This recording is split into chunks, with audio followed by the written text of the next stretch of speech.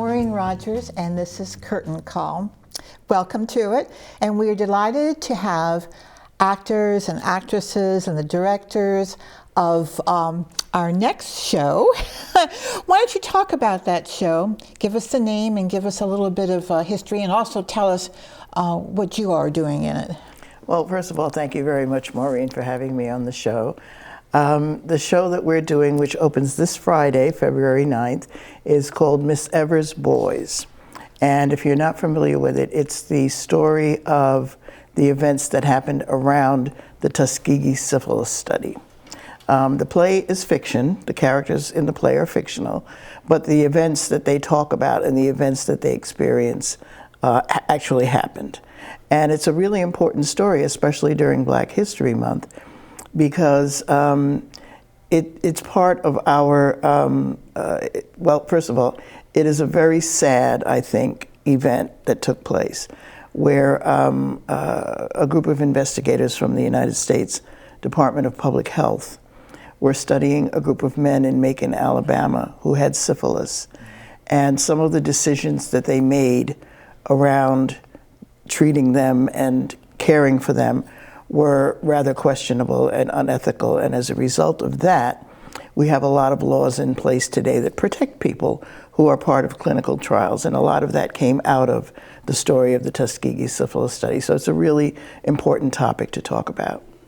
What made you reach out for this particular play? Had you seen something about it before? Well, my degrees are in public health. So Okay. I studied public health for many years. And one of the main things that we talked about is the Tuskegee Syphillis Study, because when you're in a clinical trial now, and when you take any sort of medication now, you have to be told of the risks, you have to be told what you're taking, you have to give your permission to be treated for that particular condition. And before Tuskegee, that was not the case. The men in the Tuskegee study were not told of their true diagnosis. They didn't know they had syphilis. They were not really treated. And in fact, when a treatment became available, which is penicillin, penicillin became available around 1947, 48, and penicillin is it treats syphilis. They denied the men access to penicillin. So not only did they not tell them what their diagnosis was, did not get their permission not to treat them, but then when a treatment became available, they denied them access to that treatment. Nowadays, we have to know what we're taking. And if you ever see ads on TV for the new drugs that are coming out, at the end of the ad, they always tell you, it might cause this, it might cause that, right? It's 150 things, but because they have to. They have to tell you what the risks are so that you can make a decision about whether you think it's right for you. And everyone, is entitled to make their own decision. So you're the director. I am. And Jacqueline, you are? I'm the assistant director as well as in the show. Yeah. So what attracted you to doing this show? Because you're so busy all the time. Oh, that's true. I remember when we read it, Lorraine and I was just fascinated by the story. I mean, it's such, I'm fascinated by the historical nature of the story, that it's a part of American history, and that a lot of people don't know about it. I studied psychology in undergrad, and so I know a lot about clinical studies and the ethics. I'm also a lawyer, so ethics are something that we have to learn in law school as well. And we talk about the ethics of clinical trials and of in the medical industry as a whole. So this story really hit home. And in the light of COVID and the pandemic, and the response that we were getting from a lot of African American, I was actually a part of a commercial where I had to incite Black people to get COVID, the vaccine, because they wouldn't get it. And I think a lot of it comes from this Tuskegee syphilis study that happened, right? That they were abused and used by the U.S. government, so they don't trust the government. I can see that for sure. So what is the hardest thing about directing this show? I think the hardest thing is telling the story in the appropriate way. That excuse me, that we want to, or I want to, let people make their own decision as to whether or not the people in the story did the right thing or not. On the surface, it looks like they didn't. But on the surface, it could look like they did as well. There were several points along the way where the investigators had a choice to make. And, you know, 100 years later, we can look back, because this is 1932. It's almost 100 years ago. So we can look back easily 100 years ago and say, well, they shouldn't have done this or they shouldn't have done that. But we know a lot more now than they knew in 1932. So who are we to judge whether or not what they did at that time was appropriate or not? They knew. So the most difficult thing, I think, for me is being fair. You know, not trying to portray them one way or the other, but just putting the facts out there and putting the story out there and letting people, you know, kind of respond to it and react to it however they see it. Right, right. And Jackie, you're assistant directing, and you're also in it. So tell us a little bit. She is Miss Evers. Miss Evers. Yes, she's the title character. Yes. So tell us about her character. Miss Evers, I think, is a beautiful human who has the right heart and is in the right place in terms of her intentions. But as we know, we say that the road to hell is paved with good intentions. And I think that's absolutely the case here with Nurse Evers. She's trying to do what's right, but she's torn between her duty as a nurse and her love and compassion as a human and as a woman caring for these men and for these patients.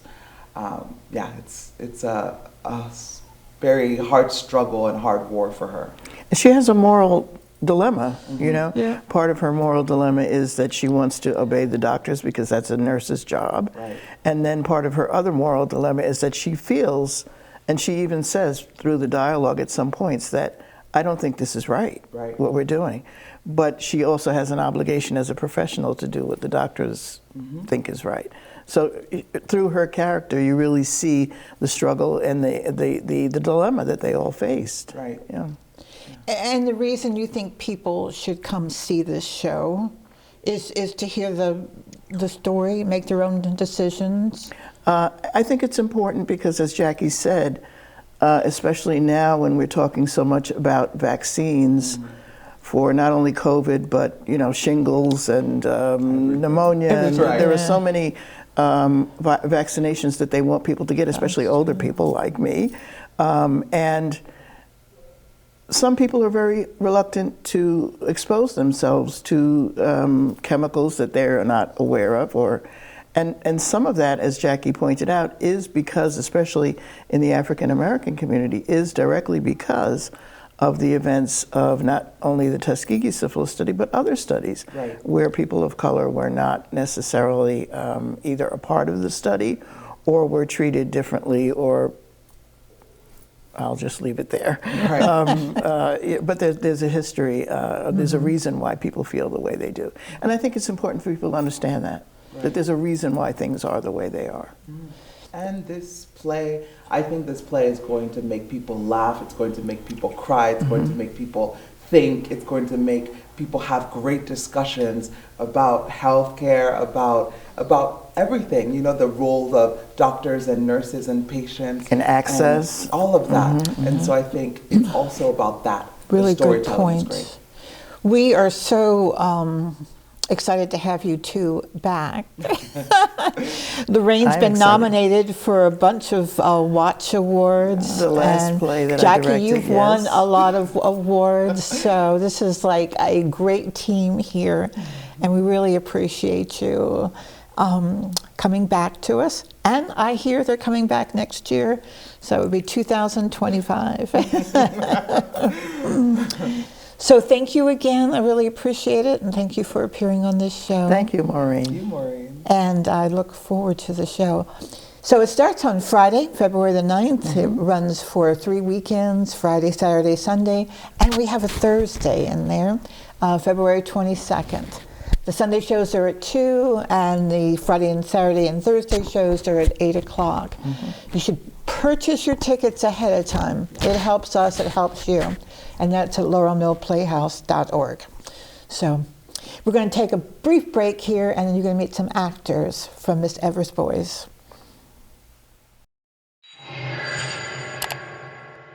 When people hear Restaurant Week, they usually think about restaurants in D.C.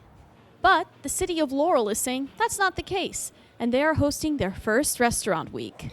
DC, Baltimore, throughout the region, there are so many amazing restaurants, and there are so many amazing restaurants here in the city of Laurel. And we want to shine the spotlight on our restaurants and also to raise the awareness that Laurel is a foodie destination.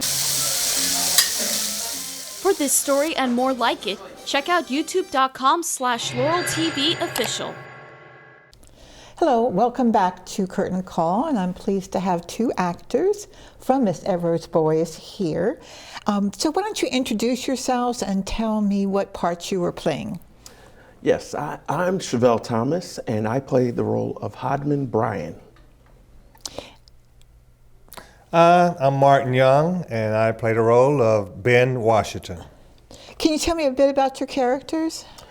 Hodman is a middle-aged guy. He's a simple man.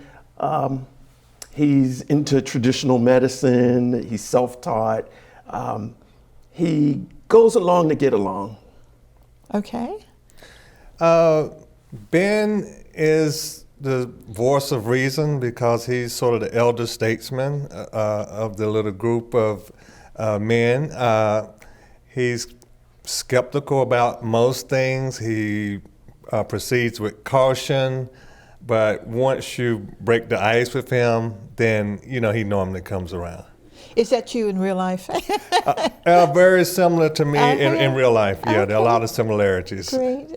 including the name. My first name is Benjamin, Okay. so that was one of the attractions to this role as well. So you've recently done a lot of things, haven't you? Movies and different stage plays with upstage artists and Bowie. Were you in the Bowie Community Theater? Not play? Bowie, but upstage artists. I did a play, View from the Bridge by Arthur Miller. I did several short films since last time we spoke. I did some feature films. So things are coming along well in the film world. But I always like coming back to the stage play theater because it really enhances my acting skills doing live theater. And Chevelle, you're fairly new to the acting world. Well, I like to say I took a long break. I came out of the womb acting, and I had dreams of becoming an actor and kind of got derailed a little. But yeah, I'm back. Great. And what do you like about this play? What attracted you to doing it? So I, like many families, have heard these stories, and some things are true and some things aren't, and it's just kind of been passed along as word of mouth. We have a hospital in Baltimore that people just historically, you're taught as a child, don't trust them. And so this story brings up all those issues, and there are a lot of people that just don't know about it. But it kind of explains some of that distrust from a community. So that's why it appealed to me.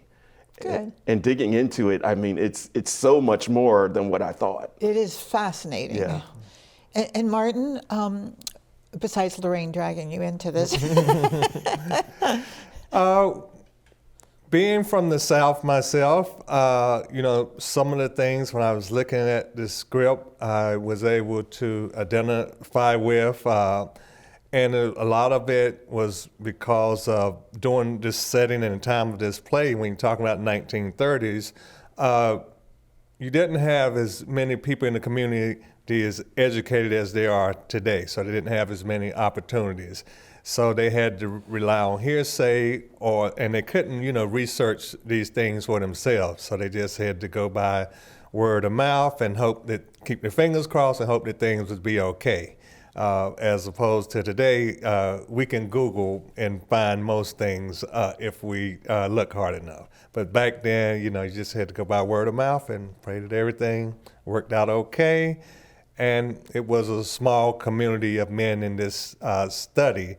And me being from a small community, I'm usually able to relate to those types of environments. Great.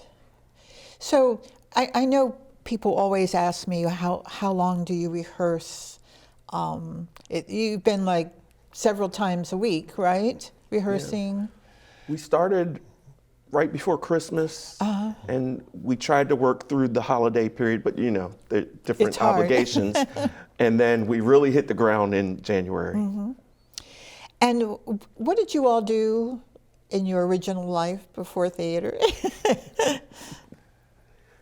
Before theater, was just a recent retiree from DC Public Schools. I retired as an administrator in the area of special education. As I came up on my retirement date, I was thinking about something I would like to do, and acting appealed to me. I was like, I would really like to try my hand at acting full time. And fortunately, I've been very successful in the film world, and I've had a lot of great referrals, met a lot of great actors along the way, and it's really something that have got a bug for. I really love acting, whether it's theater, short films, featured films, whatever the part is or role, I really get excited about it. Yeah, I actually work for the Department of Health and Human Services and in policy and administration. So there's a special connection I have with this story as well. Oh, I imagine so. Yeah. Why do you think that people should come see this show? I think that beyond just having an educational experience, you're going to see drama, you're going to see a lot of energy, you're going to walk away with questions, and people may even have sides that they're on, one versus the other, but I think it'll be a really exciting night. There'll be some emotion, but I think it would be really an experience to have. Well, I'm so glad that both of you are in this show, and I hope you come back, and you come back to be in other shows. Lorraine will be directing again next year, and thank you again for being on the show. Again, if you need to reach me, Laurel Mill Playhouse has a cell phone, 301-617-9906. But do go buy your tickets, laurelmillplayhouse.org. And we look forward to seeing you at the show. Thank you all again, and thank you for watching.